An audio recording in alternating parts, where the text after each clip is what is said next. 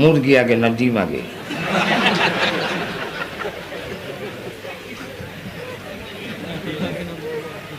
মনে গেছেন? অসুবিধা হইতেছে? মুরগি আগে না ডিম আগে? তাহলে মুরগি আইছে কোথেকে? জোরে কোন থেকে না যাক সুন্দর হইতে হবে। মনে আছে তো আপনারা? 2 নম্বর, কেউ যদি কয় আমি নবী, এটা আপনি কি বলে মাস্টার ডিগ্রি পাস, লন্ডন থেকে পিএইচডি নিয়েছি, আমি নবী না হইলে নবী কেউ তো। কিন্তু না, যিনি নবী হবেন তিনি পৃথিবীর কারো কাছে পড়তে পারবেন না, পড়লে তিনি নবী হবেন না।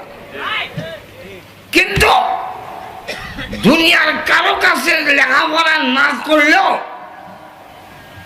আল্লাহ নবী পড়েনও নাই, লেখেনও নাই। অসুবিধা হইতেছে? শেষ করে দেবো নাকি? তাহলে লক্ষ্য করেন, রসুল পড়েনও নাই, লেখেনও নাই। আদম আলাইহিস সালাম থেকে আমাদের নবী পর্যন্ত কোন নবী কারো কাছে পড়েন নাই।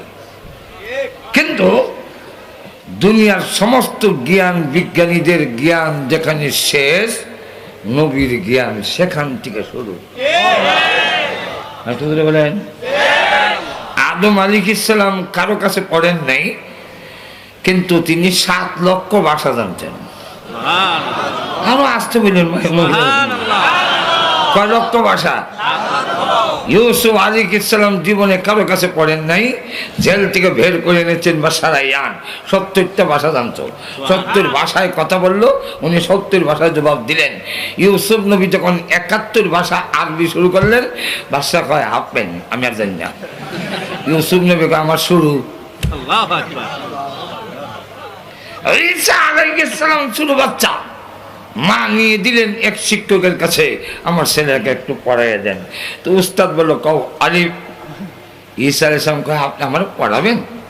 বলে হ্যাঁ। তো একটু ইন্টারভিউ নেই, পড়াইতে পারবেন কিনা। বলেন আলিফ পড়ার আগে জানতে চাই আলিফটা খাড়া কেন, অন্য অক্ষরগুলো লম্বা এইদিকে, এটা আমরা খাড়া কেন? আর বাম নিচে নক্তা, তার উপরে 2 নক্তা, আলিফের নিচে নক্তা নাই কেন? আলিফ যে কি বুঝাইছে?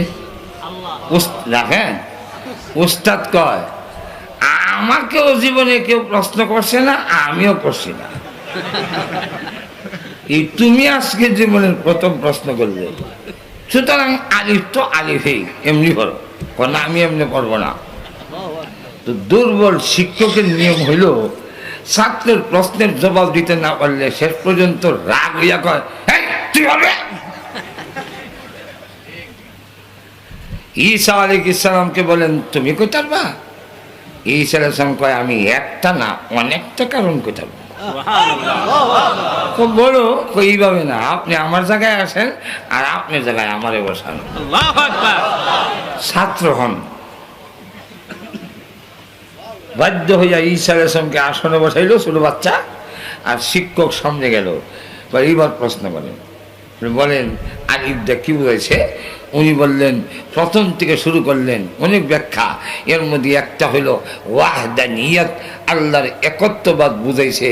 আলিফ খাড়া থেকে বুঝাইছে আল্লাহর কোনো শরীক না।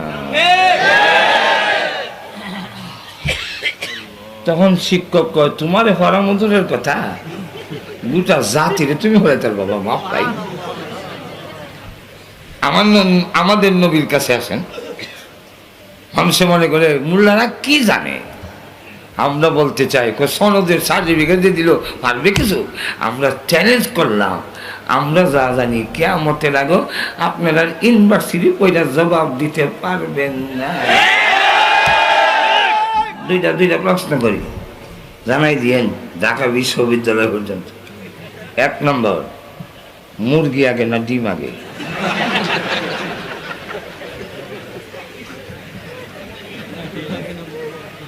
মনে গেছেন? অসুবিধা হইতেছে? মুরগি আগে না ডিম আগে? তাহলে মুরগি আইছে কোথেকে? তাহলে কোনটা আগে? ডিম আগে, ডিম আইসে কই থেকে? আমাদের মোল্লার কাছে না আইসা ভার্সিটি ওয়ালারা কিয়ামতের আগে জবাব দিতে পারবে না। নম্বর 2, আপনাদের দেশে হাঁস মুরগি আছে? হাঁসের ডিম দেয় কোন সময়? আল্লাহ তাও জানেন না।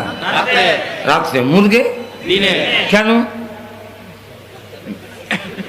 দুটা দিনে দিলে অসুবিধা কি, রাত দিলে অসুবিধা কি? একটা দিন একটা রাত কেন? কিয়ামতের আগে তারা জবাব দিতে পারবে না। দিলাম বলেন গিয়া ওইলে জবাব দেন।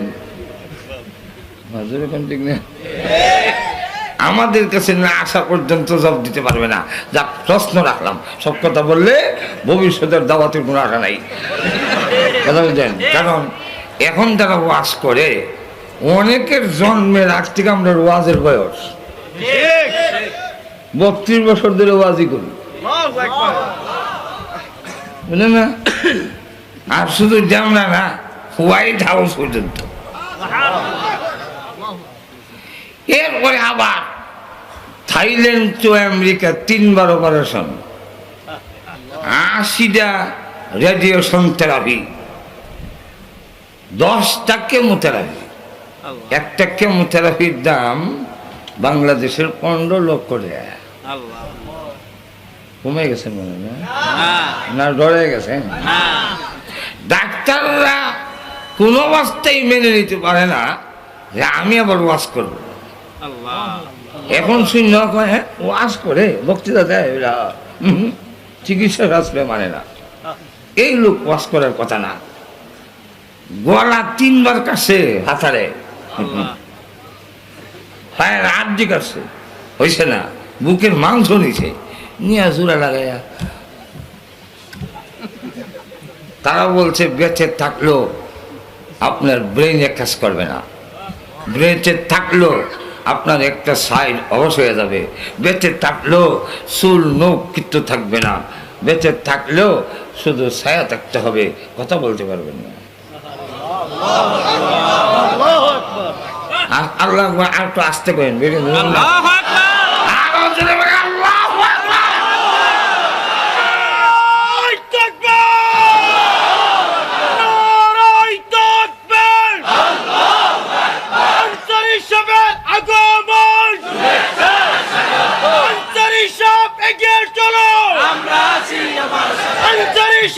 ভয় নাই।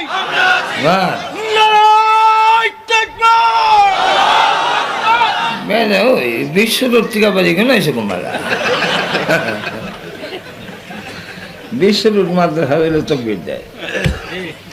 আচ্ছা যাক, অসুবিধা হচ্ছে না তো আপনারা?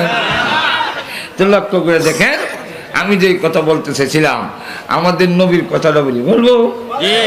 আরো ধরে বলেন, এই কিছুদিন আগে এক চিকিৎসা বিজ্ঞানী মুসলমান হয়েছে।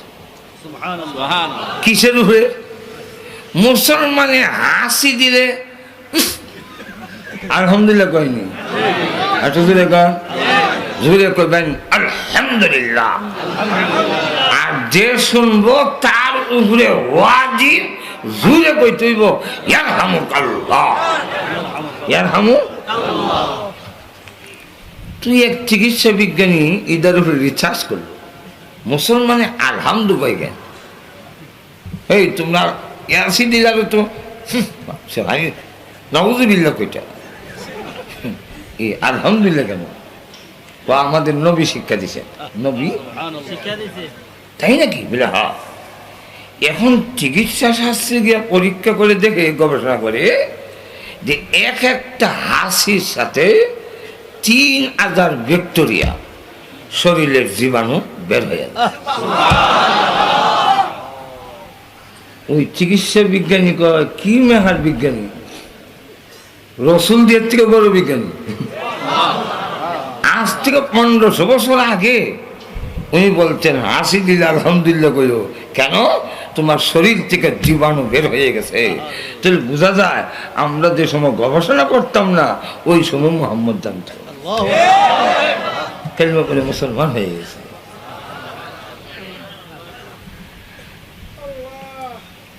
আকাশের চন্দ্রের দিকে কি কোনোদিন তাকাইছেন? আর তো জোরে বলে। চন্দ্রের মধ্যে গাছের মতো একটা কিছু দেখা যায় কি? আমার মাকে জিজ্ঞাসা করছিলাম, মা এই যে গাছ এটা কি? আমার মা বললেন, বাবা এখানে একটা গাছ আছে আর একজন বুড়ি তাকে এখান থেকে সুতা ছাড়ে।